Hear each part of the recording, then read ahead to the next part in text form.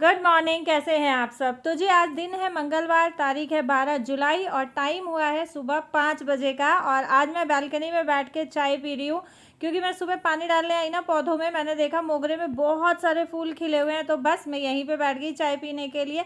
काफ़ी अच्छा लगता है सुबह सुबह इस तरीके से जब बालकनी में बैठ के चाय पीते हैं, थोड़ा टाइम स्पेंड करते हैं। अभी टाइम हो गया है नाश्ते का, तो मैं आ गई हूँ किचन में और नाश्ते में मैं बना रही हूँ आज साबुत मूंग स्प्राउटेड। मैंने स्प्राउट्स बना के रखे थे, बस वही मैं आज बनाने वाली हूँ। तो यहाँ मैं मसाला पीस रही थी, मसाला पीस के और कुकर चढ़ा लेंगे। कुकर में ज़रा सी मैंने हींग डाली है, और ये हींग ना साबुत वाली आई हुई है, जो ओरिजिनल हींग होती है। तो डब्बी वाली क्या होती है, थोड़ी सी हम ज़्यादा भी कर देते हैं ना तो चल जाता है, लेकिन ये हल्की सी भी ज़्यादा होती है, बहुत स्ट्रॉन्ग फ्लेवर हो जाता है। तो बस यहाँ तेल में मैंने हींग जीरा डाल के और लहसुन अदरक कूट रखा था वो डाल दिया है। अच्छे से लहसुन अदरक को भून के और इसमें मैंने टमाटर हरी मिर्च जो पीस के रखी थी वो डाल दी है। इसमें अब बेसिक मसाले जो हमारे हल्दी, नमक, धनिया पाउडर, लाल मिर्च पाउडर वो डाल दिए। लाल मिर्च मैंने कश्मीरी लाल मिर्च डाली है ताकि कलर थोड़ा सा अच्छा आ जाए। थोड़ा सा पानी डाल के इसको ढक के मंदी गैस पे पका लेंगे जब तक कि मसाला तेल से अलग नहीं हो जाता है।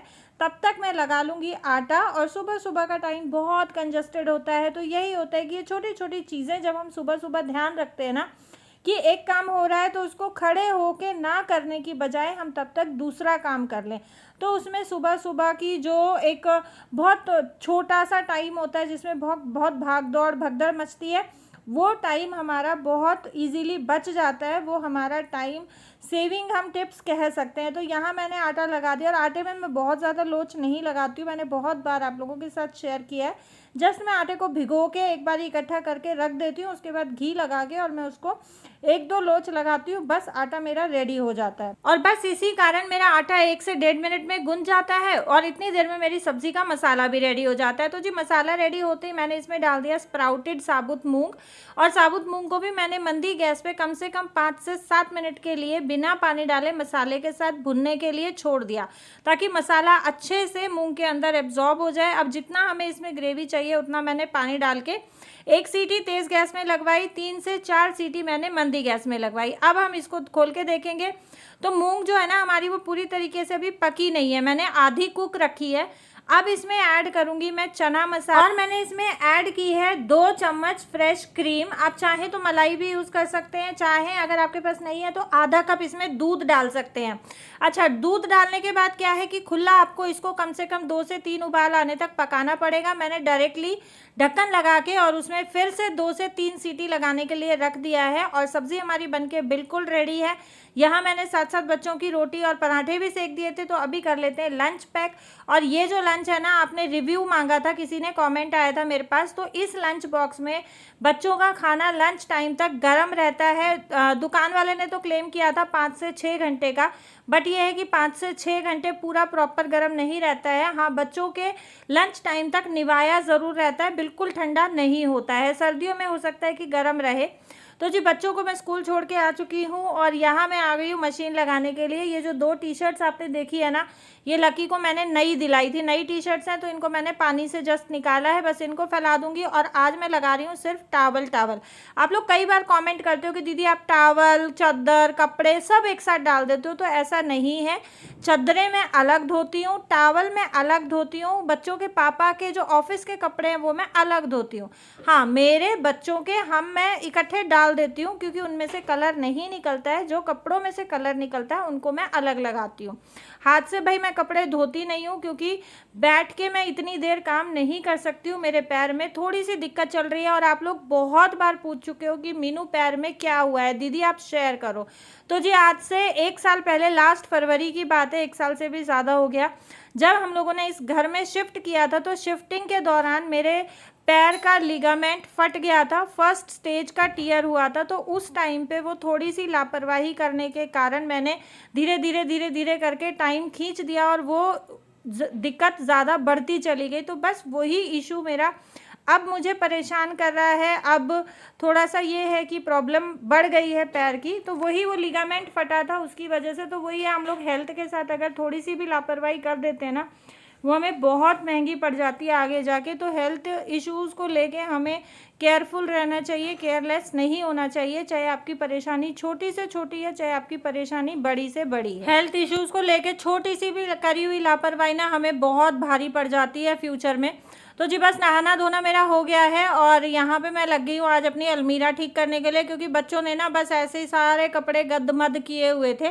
तो बस आज पहले अपनी करूँगी, फिर धीरे धीरे बच्चों की करूँगी, क्योंकि हेल्पर जाने के बाद ना सबकी कबर्ड्स ऐसी ही हुई पड़ी हैं। और आप लोग बहुत बार पूछते हो, बहुत बार कमेंट्स आते हैं कि दीदी आप इतनी जल्दी उठते हो, इतनी जल्दी आप काम ख़त्म कर लेते हो, फिर पूरा दिन आप दिन में क्या करते हो। तो जी मैं दिन में इस तरीके के काम करती हूँ, जो छोटे मोटे घर के काम होते हैं ना, जिनके लिए आपको स्पेशली टाइम निकालना पड़ता है, तो मैं उन कामों के लिए स्पेशली टाइम नहीं निकालती हूँ। मैं यही करती हूँ कि सुबह मेरा घर का सारा काम ख़त्म हो गया और इन जो ये छोटे छोटे काम हैं, कबर्ड्स ठीक करना है, ड्रेसिंग टेबल ऑर्गेनाइज करना है या बेड ऑर्गेनाइज करना है, तो ये काम मैं करती हूँ अपने रेस्ट करने के टाइम पे, या सुबह का अपना सारा काम ख़त्म करने के बाद जब मुझे ये रहता है कि अब मैं बिल्कुल फ्री हूँ, तो मेरे फ्री टाइम पे ये मेरे एक्स्ट्रा काम मैं करती हूँ। और इसी वजह से मेरा सारा काम बहुत आसानी से मैनेज हो जाता है, मेरे को ज़्यादा परेशानी नहीं होती है काम मैनेज करने में। और पूरा मैं एक साथ फैलाती भी नहीं हूँ। मेरा ये नहीं है कि आज अगर मैं अलमारी करने लगी हूँ तो सबकी अलमारियाँ मैं आज ही कर दूँगी, नहीं, आज मैं सिर्फ अपनी अपनी करूँगी, कल मैं बच्चों की करूँगी, परसों फिर मैं खुशी की करूँगी, उसके बाद फिर मैं खुशी के पापा की करूँगी। तो मैं इस तरीके से करती हूँ, एक एक दिन का मैं एक एक काम पकड़ के चलती हूँ। अच्छा, ये भी बिल्कुल नहीं है कि मैंने अलमारी अगर ठीक करी है तो इसके बाद मैं कोई भी काम नहीं करूँगी। अगर मेरे पास टाइम बचता है रेस्ट करने के अलावा, मुझे दिखता है कि मेरे पास और आधा घंटा 15 मिनट 20 मिनट है, जिसके बाद मैं 2 घंटा 1.5 घंटा रेस्ट कर सकती हूँ, तो उसके बाद मैं अगला दूसरा कोई भी काम पकड़ लूँगी। जैसे ड्रेसिंग टेबल ऑर्गेनाइज़ करना है, या फिर बच्चों का स्टडी टेबल ऑर्गेनाइज़ करना है, या फिर बेड बॉक्स अगर मैसी हुआ पड़ा है तो वो ऑर्गेनाइज़ करना है, या फिर मैं अपना स्किन केयर कर लेती हूँ। तो इस तरीके से मैं अपने लिए और अपने कामों के लिए टाइम निकालती हूँ।